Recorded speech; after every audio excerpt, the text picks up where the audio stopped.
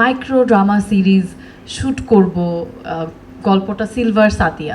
গল্পের নামটা আমাকে পরে বলে, আমি জিজ্ঞেস করেছি গল্পটার নাম কি, বলে সিলভার সাদিয়া।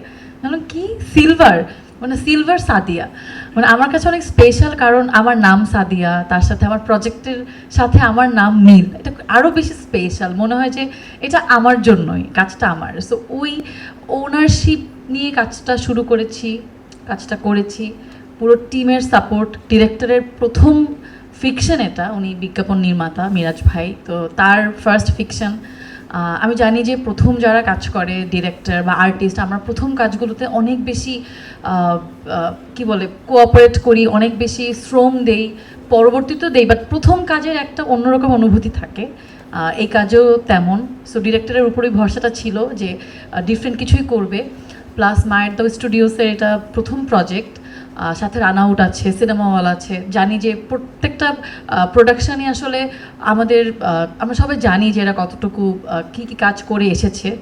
তো ওই জায়গা থেকে ভরসাটা ছিল। আর আমার মাথার উপরে চাপ ছিল যে আসলে সিলভার সাদিয়া এত বড় একটা নাম, আমার নামই সিলভার সাদিয়া, এরকম একটা প্রজেক্ট। সো খুব ভালো মতো করতে হবে। আর আমার জন্য একদম ডিফারেন্ট একটা ক্যারেক্টার। আমি আসলে কখনো, আমি আমার পুরো লাইফ টাইমে কখনো গেম খেলিনি। আমি জানি আমার বয়সী আমার অনেক ফ্রেন্ডরা পাবজি খেলে, আরও অনেক মোবাইল অনেক গেমস আছে ওরা খেলে। সো আমি কখনো এরকম গেম খেলিনি, এটা আমার প্রথম এক্সপিরিয়েন্স ছিল এই গেমিংয়ের। তার সাথে আমার খুব ইচ্ছা ছিল যে আমি কোনো একটা ক্যারেক্টার করব, এরকম হিজাব পরে একদম ডিফারেন্ট একটা ক্যারেক্টার করার খুব ইচ্ছা ছিল। তো এই ক্যারেক্টারটা আমি করতে পেরেছি। তার জন্য আসলে সিলভার সাদিয়ার পুরো টিমকে আমি অনেক অনেক থ্যাঙ্কস দিতে চাই। আর আমি রিয়েলি গ্রেটফুল, কারণ খুব ভালো লেগেছে। আর মানে আমি আসলে এক্সপেক্ট করিনি যে এরকম একটা গল্প এভাবে বলা যায়, কারণ গেমিং নিয়ে আসলে এখন পর্যন্ত কোনো কন্টেন্ট আমার চোখে পড়েনি। আমরা গেমিং তো আসলে আমাদের এই বয়স বা যারা একটু সিনিয়র তারা জানে এই ব্যাপার অনেক বেশি।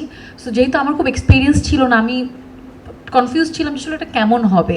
গেমিং নিয়ে করতে গিয়ে যদি গেমটাকে ঠিকমতো বা গেমের এই প্লটটাকে ঠিকমতো তুলে না আনা যায়, তাহলে তো আসলে এটার এই সিলভার সাদিয়া বা এই পুরো গেমিং প্লটের কোনো মানে হবে না।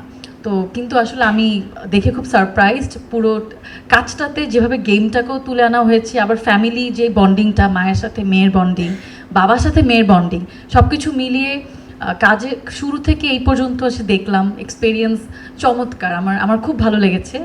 আশা করছি আপনাদের সবার ভালো লাগবে।